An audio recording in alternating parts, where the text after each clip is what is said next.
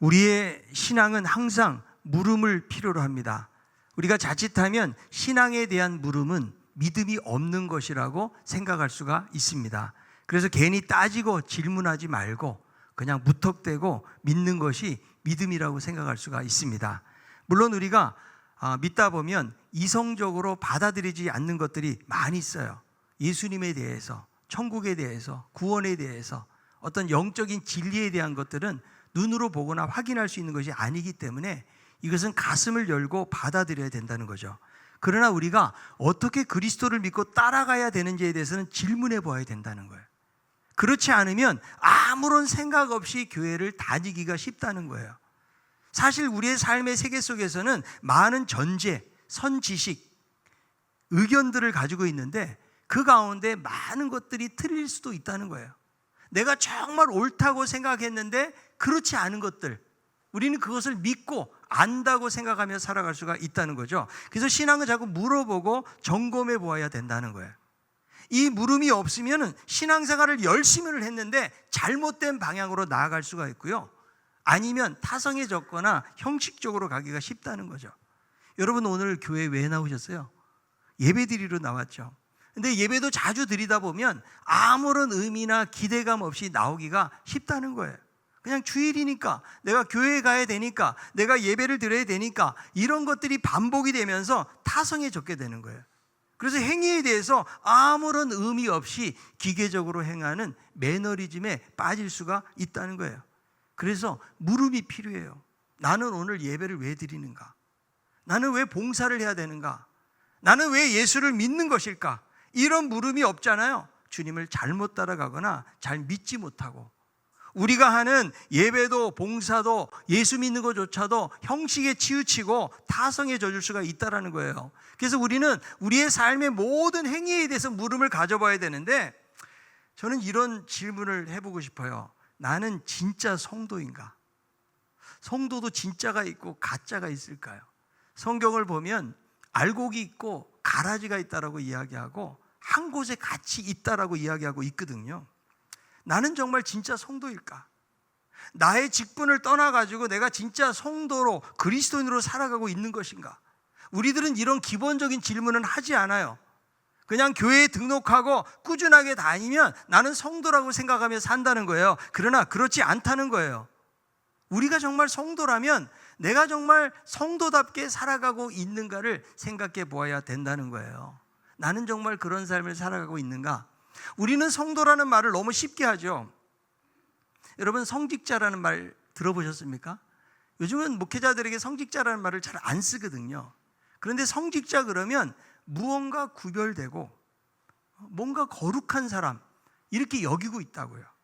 여러분들이 저를 생각할 때도, 목사님은 밥을 안 먹어도 배가 안 고파, 성질도 안 내, 힘든 일이 있어도 별로 어렵지도 않아. 왜냐하면 구별된 하나님의 사람이기 때문에. 약간 이런 의식들을 가지고 있을 수가 있다는 거죠. 그런데 이 성직자라는 말하고 성도라는 말은 다른 말이 아니라는 거죠. 똑같이 거룩한 사람이다. 우리는 교회에서 그냥 직분이 없으면 성도님 그러니까 그것이 아무것도 아닌 것 같지만 거룩한 사람이라 이런 뜻을 가지고 있는 것이죠. 그래서 성도는요, 자기 정체성을 가지고 있어야 성도답게 사는 거예요.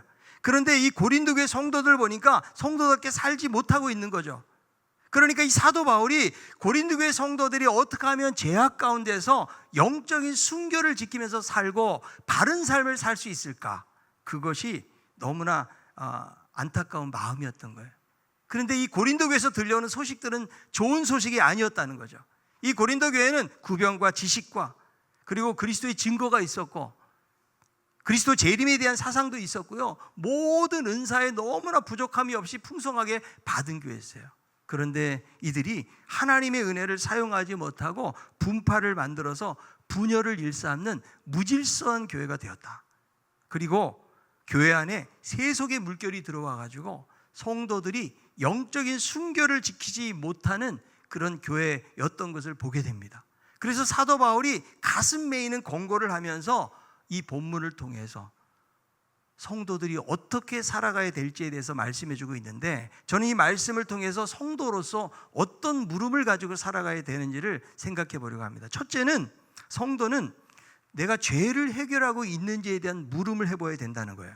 자, 바울이 고린도 교회 세 번째 방문을 앞두고 죄에 대한 강력한 경고를 합니다. 고린도서 13장 2절에 있는 말씀이에요. 내가 이미 말하였거니와 지금 떠나 있으나 두 번째 대면했을 때와 같이 전에 죄 지은 자들과 그 남은 모든 사람에게 미리 말하노니 내가 다시 가면 용서하지 아니하리라. 지금 이 고린도 교회 안에 죄를 지은 사람들이 있는 거예요. 전에도 경고를 했는데 그 가슴 아픈 경고 가운데서도 그들이 돌이키지를 않는 거예요.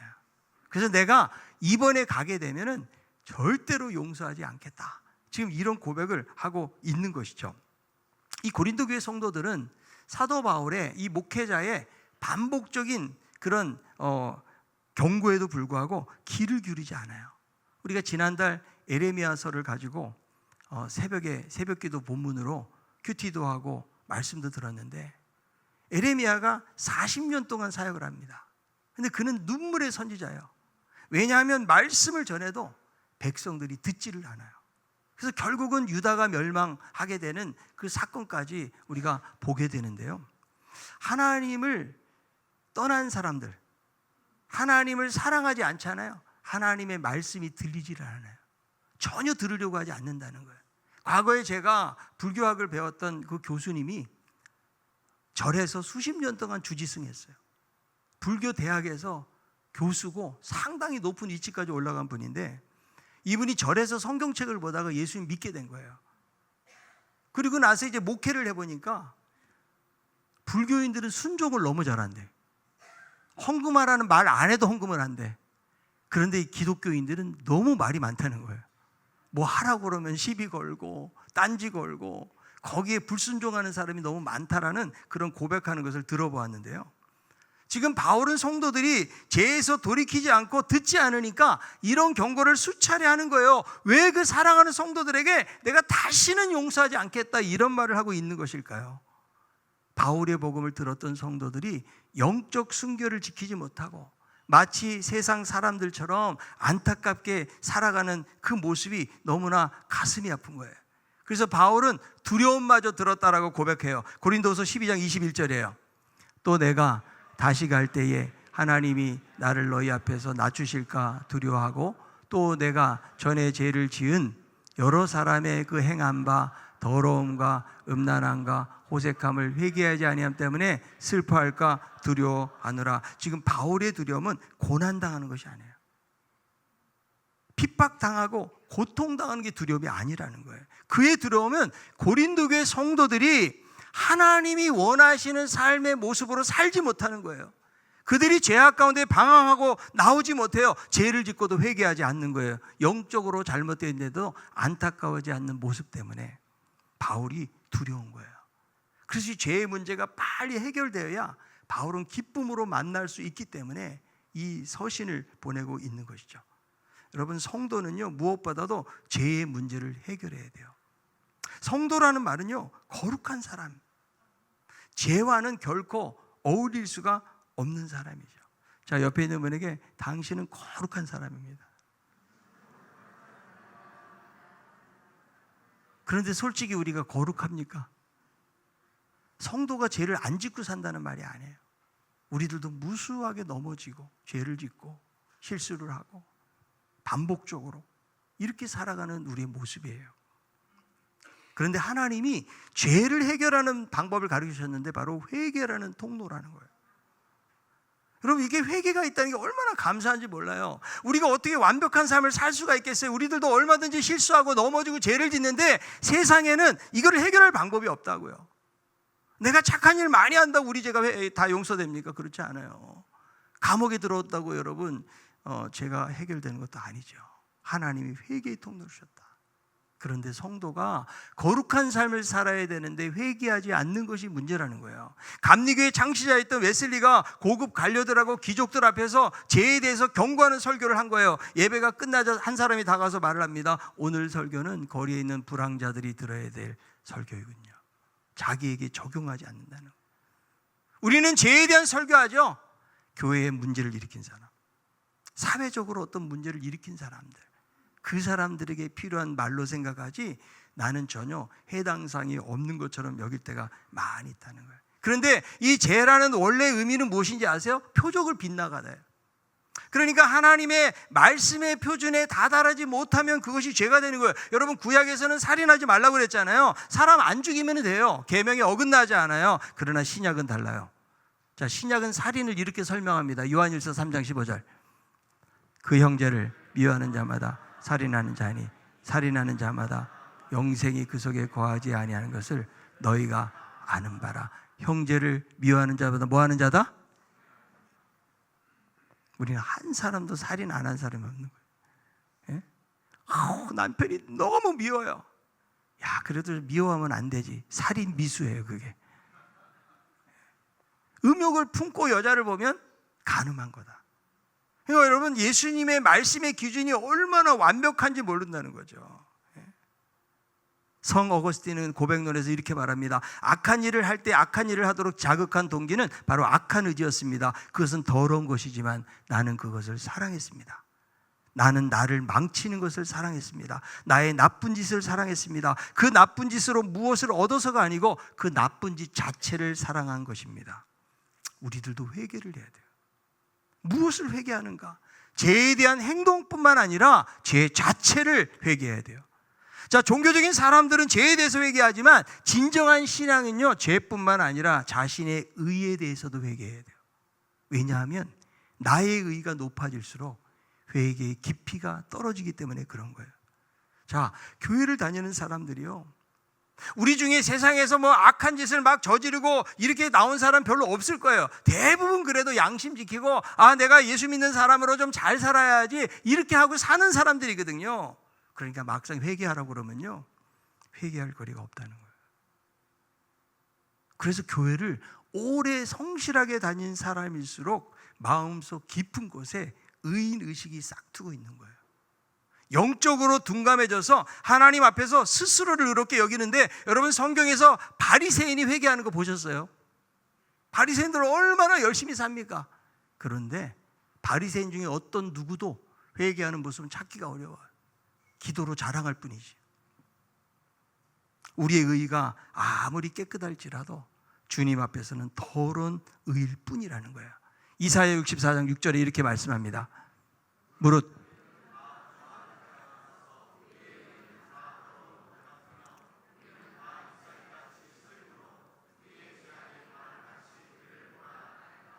우리가 아무리 의로운 삶을 살아도 하나님 앞에서는 아무것도 아니다. 하나님, 제가 이렇게 선을 행하고 제가 이렇게 잘 살았어요. 그러나 하나님의 말씀으로 우리를 비춰보잖아요. 얼마나 부족한 것들이 많은지 몰라요. 성도들은 죄를 숨기면서 살 수가 없어요. 여러분, 무슨 죄를 가지고 나왔습니까? 내가 어떤 죄책감 속에 시달리고 있습니까? 전부 다 주님의 십자가 아래 내려놓을 수 있기를 바랍니다. 이사야 55장 7절은 이렇게 말씀해요. 악인은 그의 길을, 불의한 자는 그의 생각을 버리고 여호와께로 돌아오라. 그리하면 그가 긍휼히 여기시리라. 우리 하나님께로 돌아오라. 그가 너그럽게 용서하시리라. 아무리 악한 자라 할지라도, 그러니까 세상에 어떤 죄도 주님 앞에서는 용서받지 못할 죄가 하나도 없는 거예요. 근데 돌아와가지고 회개하면 하나님이 긍휼히 여기신다. 이것이 하나님의 사랑이라는 거예요. 우리가 사는 방법은요, 회개하는 길이에요. 죄에 대해서 회개하지 않잖아요. 기쁨이 사라져요. 여러분, 내가 예수 믿는데 왜 나에게 기쁨이 없을까요? 우리가 죄가 하나님과 우리 사이를 막고 있기 때문에 그렇다는 거예요. 그래서 하나님하고 관계를 회복하는 길은 무엇입니까? 바로 회개하는 길이에요. 내가 살면서 거짓말하고 미워하고 누군가를 비난하고 하나님 말씀보다는 자기 생각으로 사는 거, 이게 죄예요. 죄의 신학적 정의는 자기중심적 사고를 말하는 거예요. 그래서 죄라는 것은 어떤 행동이 아니에요. 우리 안에 있는 마음들, 생각들, 경향들, 태도들, 이런 모든 것들이 포함이 되는 거예요. 중요한 것은 죄를 깨달아야 돼요. 그리고 회개해야 되는데 제일 무서운 것이 뭐냐? 회개가 안 되는 거예요. 영적으로 무뎌지면 내 잘못된 모습을 보면서도 하나님 앞에 회개해야 되는데 어느덧 우리는 강팍한 모습으로 살아갈 때가 많이 있다는 거예요. 다윗을 보세요. 간음죄 저지르고 청부살인했어요. 그런데도 회개하지 않아요. 그 믿음의 사람이, 그리고 한 1년 정도 지나서 누가 찾아옵니까? 나단이 찾아와가지고 그 나쁜 놈이 바로 당신입니다. 그때 다윗은 눈물을 흘리면서 침상에 눈물을 젖게 하면서 그는 회개하는 모습을 보게 되거든요. 그래서 그는 위대한 사람이 된 거예요. 다윗이 깨끗하게 살아서가 아니에요. 그가 하나님 앞에 돌이키고 자기 자신을 하나님 앞에 내려놓았을 때 하나님이 다윗을 사용하셨던 것을 볼 수가 있는 것입니다. 여러분, 과거 시카고에 세계적으로 악명 높은 전설적인 인물이 마피아의 두목이에요. 알카포네라는 사람이에요. 살인하고 매춘, 밀주를 매매하고 26세 젊은 나이에 조직을 이끌었던 그냥 갱스터예요, 이 사람이에요. 그런데 이 알카포네에게 그 당시 이지 에디라고 하는 유능한 변호사를 고용을 한 거예요. 이 사람이 해박한 법률 지식을 가지고 알카포네가 죄를 지을 때마다 감옥에 들어가지 않도록 모든 역할들을 다 했던 거예요. 보호를 해준 거죠. 그런데 이 에디 변호사가 양심의 가책과 함께 깊은 고민에 빠지게 돼요. 그 이유는 자신의 아들 때문에 그래요. 자신의 아들도 돈의 노예가 되고 악독한 일에 연결이 될까봐, 더러운 삶을 살게 될까봐 자신의 죄가를 회개함으로 이름을 깨끗하게 하고 사법 당국에 찾아가서 알카포네의 끔찍한 범죄 사실을 낱낱이 폭로하게 됩니다.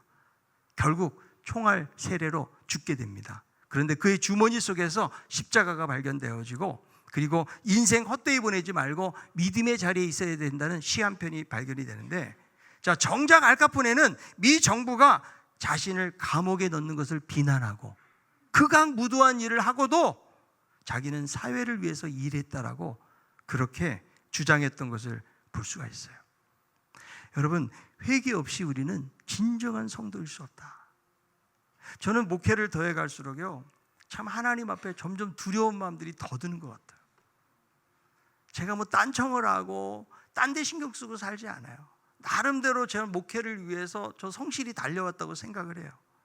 그러나 하나님 앞에서 내 자신을 비춰보니까 너무 부끄러워요, 하나님 앞에. 그리고 회개할 거리들이 한두 가지가 아니에요.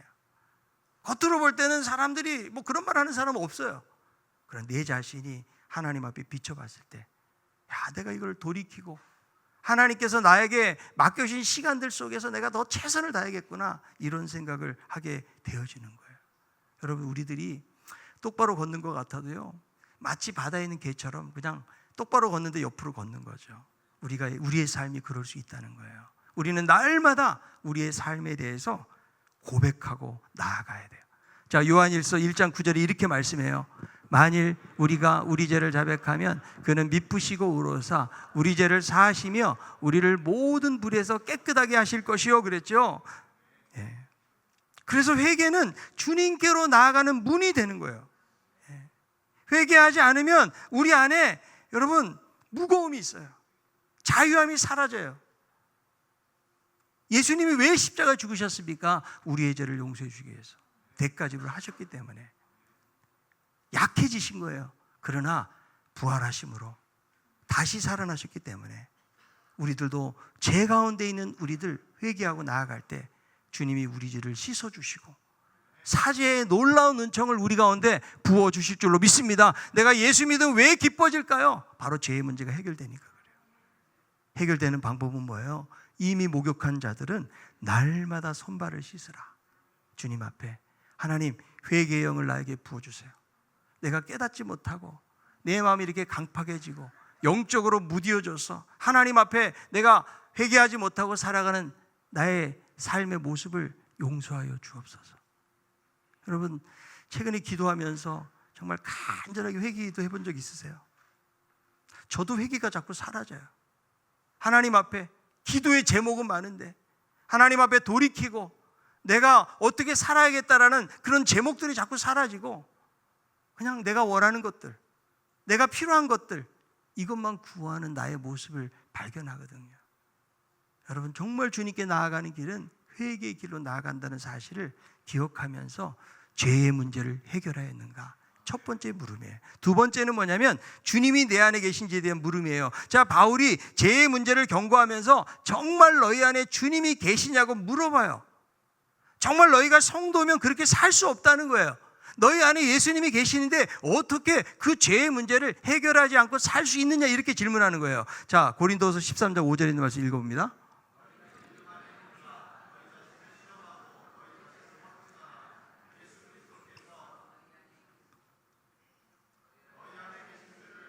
알지 못하느냐? 그렇지 않으면 너희는 버림받은 자니라. 여기 보니까 너희 자신이라는 말이 여러 번 등장을 하잖아요. 왜 자꾸 너희 자신이라는 말을 강조하고 있는 것일까요? 지금 고린도 교회 성도들이 거짓 사도들 때문에 마음이 막 흔들리는 거예요. 고린도 교회를 누가 개척했어요? 바울이 개척했잖아요. 그런데 바울의 외모는 형편없어요. 그는 말도 잘 못하는 사람이라고 그랬거든요. 그리고 다른 사도들처럼 추천서도 없어요. 그러다 보니까 많은 사람들이 자꾸 휘둘려가지고 바울의 사도권에 대한 문제를 제기를 하고 넘어지니까 이런 말 하는 거예요. 너희가 정말 시험하고 문제 삼을 자는 내가 아니고 바로 너희다. 너희 자신이라는 거예요. 우리 성도는요, 스스로를 돌아보면서 정말 내가 하나님 앞에서 올바른 길을 걸어가고 있는지를 점검하는 것이 중요해요. 그런데 많은 사람들이 자기 자신은 바라보지 못하고요, 남의 것을 문제 삼아요. 자기 눈에 있는 들보는 보지 못하면서 상대방에게 있는 티를 가지고 이야기를 하는 거예요. 자기 신앙은 그렇지 못하면서 남의 신앙에 대해서 수군거려요. 비판해요. 그러나 정말 중요한 것은 내 자신이에요. 정말 문제는 내 신앙이에요. 여러분, 내 문제 아닙니까? 신강교회 제일 문제되는 사람 누굴까요? 담임 목사예요. 아마 속으로 맞아 그런 분이 계실지 모르는데 장로님들이 문제야. 집사님들이 문제라고. 어떤 특정한 어느 집사님이 문제라고. 그래서 성경은 뭐라고 말해요? 너희 자신을 보라. 너희가 문제라는 거예요. 그러니까 저는 제 자신을 봐야 돼요. 아, 목사가 문제구나. 성도들은 너희 자신을 보라. 그래서 너희 자신을 보라는 말을 여러 번 쓰면서 믿음에 대한 확증을 하라고 그러는데, 너희 자신이 정말 믿음에 있는지 시험해 보아라. 너희 자신을 확증하라 그랬는데, 이 확증이라는 말은요, 헬라어로 순수한 금을 얻기 위해서 용광로 속에 집어넣어서 불순물을 제거하는 것을 말하는 거예요. 정말 판명해 보아라. 너희들 스스로를 시험해가지고 믿음의 위배가 되는 영적인 불순물들을 버리고 깨끗하고 순수한 신앙을 세우라는 말씀을 하고 있는 거예요. 여러분, 성도는요, 버릴 것을 버릴 줄 알아야 돼요. 성도는 끊을 것을 끊을 줄 알아야 돼요. 그런데 우리는 내 자신에게는 한없이 간용해요. 다른 사람은 까다롭게 굴어요. 사실은 나에게 까다롭게 하고 너희 간용을 모든 사람에게 알게 하라. 이것이 성경의 사고예요. 믿음의 확증하라 하면서 무엇을 말씀해요? 너희 안에 주님이 계신 것이 맞니?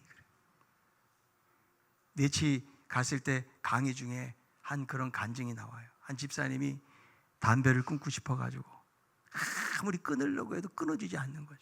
아무리 기도해도 안 끊어지는 거예요. 그런데 어느 날 하나님의 음성이 들리는 거죠. 야, 네가 나보다 더 담배를 사랑하는 거 아니니? 너 정말 누구 사랑하니? 이런 마음이 들면서 끊어지게 되었다는 거예요. 저는 그런 생각을 해봤어요. 요즘 여러분 가정에서요, 애완견 키우는 분들 많이 계시죠. 요즘은 애완견이란 말도 안 해요. 동반견이에요. 그런데 그런 생각을 해봐요. 정말 하나님보다 더 귀하게 여기지 않는가? 먹을 거 잘 챙겨주고 칭찬해주고 운동도 시켜주고 너무 정성을 쏟아요. 근데 정작 하나님한테는 그렇게 안 해. 질문해 보세요. 내가 동반견을 사랑하는가, 하나님을 더 사랑하는가? 그게 우리의 모습일 수가 있다는 거죠. 여러분, 주님이 계시면 우리의 삶은 달라진다. 내가 내 삶의 주인을 누구로 모시고 있느냐, 나의 삶의 운전대를 누가 쥐고 있느냐 하는 거예요. 내가 운전대를 쥐고 있으면 내 뜻대로 사는 거예요. 그러나 주님이 내 삶의 운전대를 쥐고 있으면 주님 뜻대로 살아가는 거예요. 내가 교회 다니면서도 왜 변하지 않을까요? 아직도 주님이 주인 되지 않고요, 내가 주인 된 삶을 살기 때문에. 그리고 주님이 주인이신데 주님이 주인 노릇 못하기 때문에 그런 거예요. 그래서 예수를 믿기는 믿는데 시원찮게 믿는 거예요. 여러분, 성경에 이 라오디게아 교인들 보세요. 현대 그리스도인들 흡사해요. 이 라오디게아 교인들은 물질적인 부여를 영적인 부여로 착각하고 살았다고. 내가 잘 살고 형통하면 내가 잘 믿는 것으로 착각하고 살았다는 거예요. 이들이 경제적으로 부유하니까 얼마나 바쁜 삶을 살았겠어요. 그런데 신앙에 대해서는 너무나 미지근하게 살아가고 간신히 명맥만 유지하고 살아가고 있는 거예요. 그들을 향해서 예수님이 뭐라고 말씀하세요? 마음 중심에 예수를 모셔라. 이 메시지를 주시는 거예요. 자, 요한계시록 3장 20절에 있는 말씀이에요. 볼지어다 내가 문 밖에 서서 두드리노니 누구든지 내 음성을 듣고 문을 열면 내가 그에게로 들어가 그와 더불어 먹고 그는 나와 더불어 먹으리라. 여기 보니까 예수님께서 문 밖에서 두드리고 있다는 거예요. 얼마나 인격적인 분이세요. 예수님 막 스토커가 돼가지고 그 안에 강제로 열고 들어오지 않는 거죠. 내가 두드린다. 너희들이 마음의 문을 열고 나를 내 안에 모셔라. 여러분, 정말 주님이 여러분의 주인이 되고 계십니까? 내가 왜 성도입니까? 거룩해서요? 아니에요. 내 안에 주님이, 거룩한 주님이 계시기 때문에 우리를 성도라고 말하는 거예요. 그래서 예수님을 가장 마음속 깊은 곳에 모셔서 그분이 나의 삶을 통치하고 다스리고 주인 노릇하도록 여러분 그 자리를 내어드리는 거, 이것이 예수님을 인격적으로 영접하는 거예요. 로버트 멍의 내 마음 그리스도의 집이라는 책이 있어요. 자신의 집을 마음을 집으로 연상해서 글을 쓰는데요, 마지막 부분에 이런 글이 나옵니다. 시간이 지나면서 이런 생각이 들이닥쳐요. 이 많은 방을 언제나 청소할까? 이 방 치우면 저 방에 먼지가 쌓일 텐데 걱정이 앞섭니다. 그래서 주님께 질문을 해요. 주님, 이 건물 전체를 치워주시면 안 되겠습니까? 내가 맡아주겠다. 그러나 나는 이 집의 한갓 손님일 뿐 주인이 아니다. 이 건물은 내 소유가 아니기 때문이다. 그러자 외칩니다. 주여, 이제까지는 당신이 손님이고 제가 주인이었습니다. 이제 후로는 제가 하인이 되겠습니다. 그리고 서둘러서 근거로 달려가서 집문서와 재산을 몽땅 주님께 드리면서 이야기합니다. 여기에 제 존재와 소유의 모든 것이 있습니다. 이제 이 집을 운영해 주세요. 저는 심부름꾼으로 친구로 당신 곁에 있겠습니다. 명의 이전을 하면서 이 책은 끝을 맺게 되어져. 여러분, 이것이 우리 주님이 주인 된다라는 의미예요. 주님께 다 드리는 거예요. 그러니까 성도는요, 주님의 것이 되었기 때문에 자기를 주장하며 사는 것이 아니에요. 예수로 살고 예수로 죽는 거예요. 주님의 요구에 따라, 주의 말씀 따라 순종하며 살아가는 거예요. 그래서 우리는 확인해야 돼요. 정말 주님이 내 안에 계신지, 내 안에 중심에서 나를 이끌고 통치하고 계시는지 이것을 확증해 보아라. 판명해 보아라. 그렇지 않으면 너희가 버리운 자니라. 예수님이 없다는 거예요.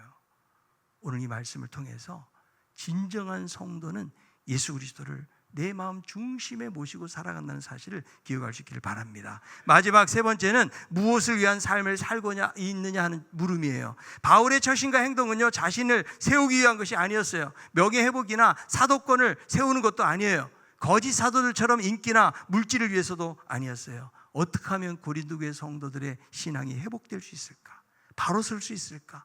고린도 교회가 진리 위에 설 수 있을까? 이것이 사도 바울의 목회적인 염려고 고민이었습니다. 그래서 고린도서 13장 7절은 이렇게 말씀해요. 우리가 하나님께서 너희로 악을 조금도 행하지 않게 하기를 구하노니 이는 우리가 좋은 힘을 나타내고자 함이 아니라 오직 우리는 버림받은 자 같을지라도 너희는 선을 행하게 하고자 함이라. 너희가 악을 조금도 행하지 않기를 기도한다. 우리가 버리운 자가 된다 할지라도 너희가 선을 행하기를 원한다. 내가 사도권 박탈당하고 배척당할지라도 오직 관심은 너희뿐이다. 너희가 신앙 안에서 돌아올 뿐이다. 얼마나 사랑하는지. 이 마음이 주님의 마음이에요. 목회자의 마음인 거예요. 고린도서 13장 9절에 있는 말씀, 우리가 약할 때 너희가 강할 것을 기뻐하고 또 이것을 위하여 구하니 곧 너희가 온전하게 되는 것이라. 그러니까 바울은 고린도 교인들이 잘못한 부분을 지적하고 책망하는 것이 목적이 아니에요. 온전한 삶을 사는 것. 여러분, 그것이 바울의 기쁨이라고. 저도 저의 기쁨은 여러분들이 뭐 맛있는 거 갖다 주는 게 아니에요. 여러분들이 정말 어려운 상황 속에서도 믿음으로 살려고 하는 모습들을 보면, 야, 저게 열매다. 저게 결실이다. 저게 하나님이 나에게 주신 기쁨이라고 저는 여겨요. 그러나 성도로서의 온전한 삶을 살지 못하고 세상에 젖어서 살잖아요. 그럼 저는 저희 목회를 돌아보게 돼요. 야, 내가 하나님 앞에 가서 어떤 책망을 듣게 될까? 그렇게 수십 년 동안 설교하고 가르치고 훈련하고 그랬는데 변하지 않는 그런 모습은 결국 제 스스로에 대한 자책이 오고 하나님 앞에서 부끄러운 모습을 감출 수가 없는 것입니다. 바울도 지금 그런 생각을 하고 있는 거예요. 그런데 그가 이런 말을 할 수 있었던 것은 바로 고백 때문에 그래요. 고린도서 13장 8절에요. 우리는 진리를 거슬러 아무것도 할 수 없고 진리를 위할 뿐이니 그랬어요. 바울의 처신과 행동은요, 진리에 근거하는 거예요. 진리를 위하여, 하나님을 위하여. 진리가 바로 이 바울의 삶의 원동력이 되는 거죠. 그러니까 여러분, 우리들도 마찬가지예요. 성도는요, 하나님의 말씀이 원동력이 되는 거예요. 복음이 원동력이 되는 거예요. 성도가 진리를 살지 않고 세상을 쫓아 살면 진정한 성도가 아니에요. 성도는 진리를 거스리는 자가 아니고 세상의 제약을 거스리는 자. 진리를 위해서라면 소중한 것을 헌신할 수 있어야 돼요. 밭을 갈던 한 농부가 왜 집에 있는 것들을 송두리 팔아서 여러분 황폐한 밭을 삽니까? 그가 밭에서 보물을 발견했기 때문에 그래요. 사람들이 볼 때 미친 사람이에요. 그러나 하나님 나라의 비밀을 알았기 때문에. 내가 예수 믿는 기쁨을 알잖아요. 아까울 게 없어요. 그러나 그것을 발견하지 못하죠. 세상에 있는 것이 더 소중한 것처럼 여기면서 살아갈 수밖에 없는 것이 우리의 인생이에요. 여러분, 무엇이 값진 것인 것을 구별하며 사는 우리가 되었으면 좋겠어요. 세상에 여러분, 우리를 행복하게 만들어준 것들이 많이 있어요. 그러나 정말 그것들이 내 인생을 정말 풍성하게 만들어줍니까? 우리 아무리 열심히 달리고 눈물을 흘리고 열심히 살아도요, 내 안에 심령의 공허함은요, 세상에 어떤 것으로도 메꿀 수가 없어요. 그러나 인생의 주인 대신 하나님을 만나고 예수님을 만나잖아요. 그분 안에 평안함이 있고 자유함이 있고 기쁨이 있는 거예요. 그래서 여러분, 우리들은 이제는 복음을 위해 살아야 돼요. 그래서 복음이 내 삶의 원동력이 돼야 돼요. 정말 나의 삶을 바꾸는 강력한 메시지가 말씀이어야 돼요. 여러분, 세상에 누가 여러분들에게 좋은 말 한다고 해서 그 사람대로 인생을 삽니까? 아무도 그렇게 말할 사람 없어요, 우리에게. 예? 내 행동이 안 바뀌어요. 오직 하나님의 말씀이. 여러분들이 말씀을 들을 때에 하나님이 나에게 이것을 원하시는구나, 하나님 내가 이 말씀 붙잡고 이 말씀대로 살기를 원합니다, 이런 강력한 결단이 아니잖아요. 세상에 무엇으로도 우리는 바꿀 수가 없고요. 정말 사람처럼 안 바뀌는 게 없어요.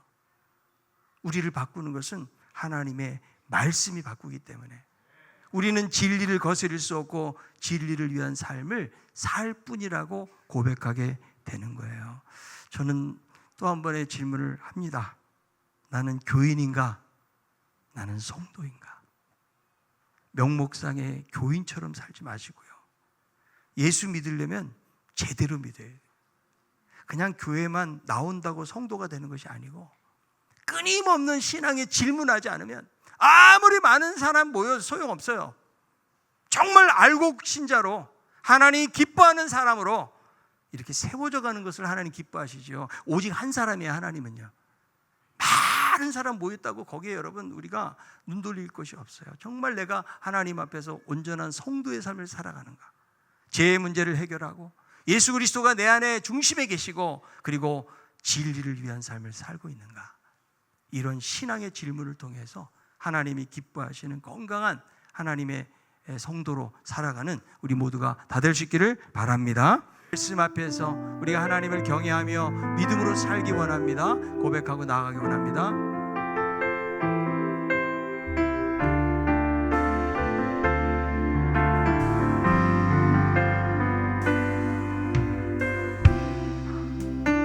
말씀 앞에서 경외함으로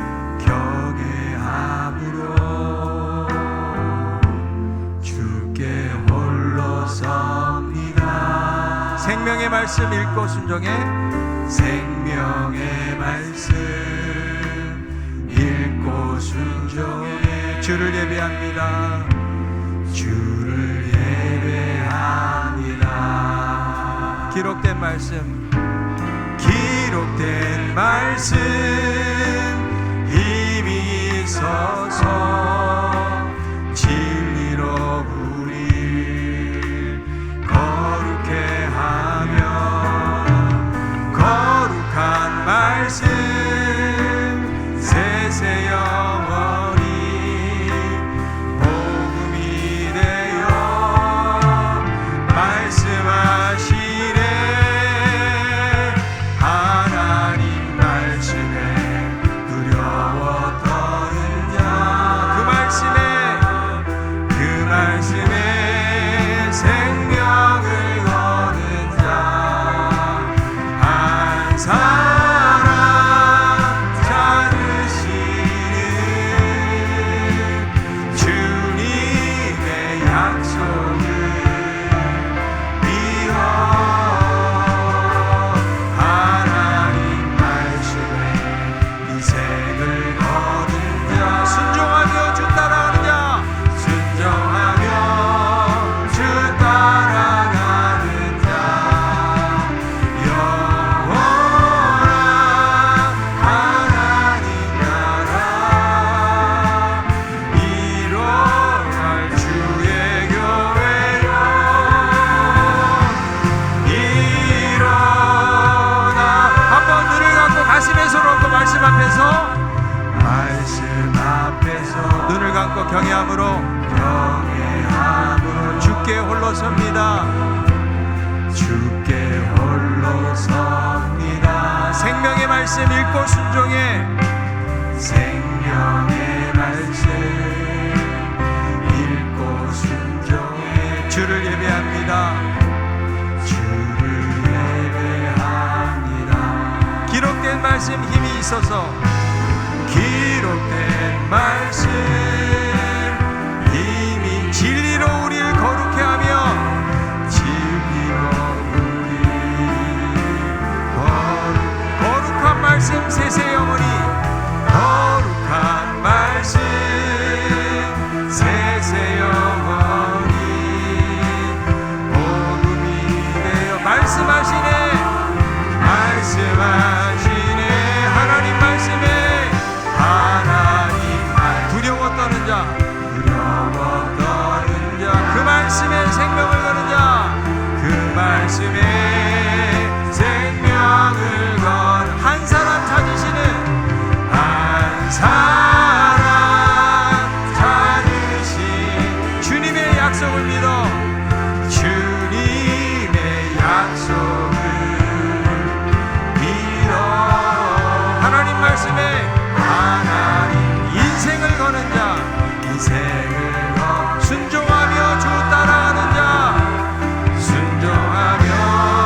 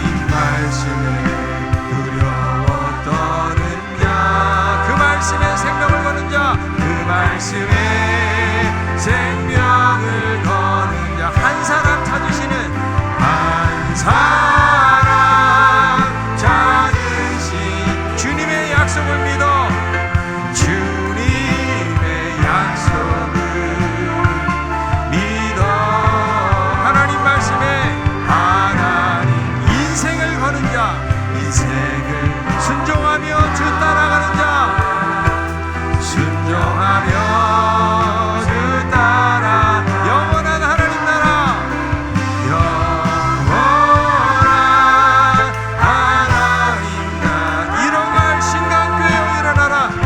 일어날 신강교회여 일어나라. 아멘. 같이 한번 기도하기 원합니다. 이런 질문을 또 해봅니다. 나는 교인인가? 나는 성도인가? 여러분, 제 문제를 해결하고 있습니까? 여전히 강팍해져서 영적으로 무뎌져서 내가 잘못된 것을 알면서도 우리가 자백하거나 고백하지 않고 여러분 죄의 문제를 가지고 있지 않나요? 예수님이 십자가에서 우리를 위해서 죽으심으로 우리의 죄를 용서해 주셨는데 우리가 자백하고 나아갈 때에 주님께서 우리를 깨끗하게 씻어주시고 불의에서 우리를 깨끗게 하실 줄로 믿습니다. 여러분, 예수님이 내 안에 계십니까? 종교적인 영역에서만 예수님이 주인이신가요? 그분이 내 삶의 인생에 있으셔서 그분의 메시지가 나의 인생을 이끄는 원동력이 되고 나에게 가장 영향을 미치고 나의 인생의 방향을 결정하는 주님의 음성으로 우리 안에 거하고 계십니까? 여러분, 우리는 무엇을 위해 사나요? 생존을 위해서, 행복하기 위해서 그렇게 살고 있나요? 우리는 사명 위해 살아야 돼요. 진리를 위해 살아야 돼요. 복음을 위해 살아야 돼요. 믿음으로 살라고 말씀하기 때문에 하나님, 그런 거룩한 성도로 살아가기를 원합니다. 하나님, 교인 아니고 하나님 껍데기 신자 아니고 정말 진실하게 하나님 사랑하는 그런 성도로 살기 원합니다. 오늘 말씀 생각하면서 같이 한번 한 목소리로 간절하게 기도하겠습니다. 하나님 아버지, 은혜를 감사합니다. 아버지 하나님이여, 저희들 긍휼히 여겨 주시옵소서. 하나님 앞에서 하나님 아버지 의로운 것으로 생각했습니다. 죄를 회개하고 돌이키지 않고 하나님 여전히 죄의 문제를 해결하지 못하고 살아가고 있지는 않습니까? 하나님 아버지, 우리가 우리의 죄를 자백하고 고백할 때에 하나님께서 하나님 모든 죄 가운데서 우리를 깨끗게 하시고 하나님 우리를 살리시는 줄로 믿습니다. 회개함으로 살아나게 하여 주시옵소서. 돌이키게 하여 주시옵소서. 삶이 바뀌게 하여 주시길 원합니다. 회개의 영을 모셔서 깨닫는 은혜를 우리 모두에게 허락해 주시길 원합니다. 하나님, 예수님이 정말 내 안에 계신가요? 그분이 나의 인생을 주관하는 운전사가 되시고 나의 삶을 통치하시고 다스리시고 이끌어가고 계시는지 아버지, 우리가 무엇을 위해 살아옵니까? 예수가 최고의 가치인 것을 고백하게 하시고 복음 위에 살게 하시고 믿음으로 살아가시도록 저희들의 삶을 붙들으시길 원합니다. 아버지, 도와주시고 인도하시옵소서. 아버지 하나님, 우리가 껍데기 신자는 아닌지 그냥 교회만 다니는 교인들은 아닌지 하나님, 정말 성도로 저희들이 거듭나기를 원합니다. 아버지, 회개할 것들이 있는데도 내 자신을 바라보지 못하고 우리가 하나님 앞에서 의로운 사람처럼 여기며 행동했던 것들을 용서하여 주시옵소서. 우리의 죄를 자백하면 주님께서 우리를 깨끗하게 하신다고 말씀해 주셨사오니 날마다 십자가 앞에 우리의 죄악들을 내려놓게 도와주옵시고 하나님의 긍휼과 그 사제의 은총을 경험하며 살아가는 저희들 되게 하여 주시옵소서. 하나님, 주님이 정말 내 안에 계신지 돌아보기 원합니다. 너희가 주님이 있는지 판명하지 않으면 버리운 자라고 말씀해 주셨는데 예수님 모시고 산다고 하면서도 예수님이 주인 노릇하지 못하게 살고 있지는 않습니까? 주님, 문 밖에서 두드리시는 주님, 예수 그리스도를 내 마음의 중심에 모시게 하시고 그분의 메시지로, 그분의 말씀으로, 그분의 음성으로 살아가는 저희들 되게 도와 주시옵소서. 하나님, 우리가 진리를 거스리는 자들이 되지 않게 하시고 진리를 위한 삶이 되기를 원합니다. 하나님, 생존만을 위해서 세상의 행복을 쫓아서만 살아가는 자들이 되지 않게 하시고 거룩한 성도로 주님을 따르게 하시고 주의 말씀에 순종하는 삶을 살아가는 저희들 되게 하여 주시옵소서. 하나님, 내일부터 특별 새벽기도 한 주 동안에 우리가 기도 가운데 일하시는 하나님을 경험하기를 원합니다. 주여, 우리가 하나님 앞에 나와서 기도하기를 원합니다. 돌이키기를 원합니다. 회개하기를 원합니다. 주여, 우리의 부르짖음에 응답하여 주옵시고 우리의 삶의 놀라운 변화, 기적 같은 하나님의 역사가 일어날 수 있도록 주님이 함께하여 주시옵소서. 예수님의 이름으로 기도합나이다. 아멘. 이제는 우리의 진정한 주인 되신 우리 주 예수 그리스도의 크신 은혜와 하나님의 사랑과 성령님의 감동, 감화, 교통, 인도, 역사하심이 진정한 성도의 삶을 살기를 소원하는 우리 성도들 머리머리 위에 이제로부터 영원토록 함께 있을지어다.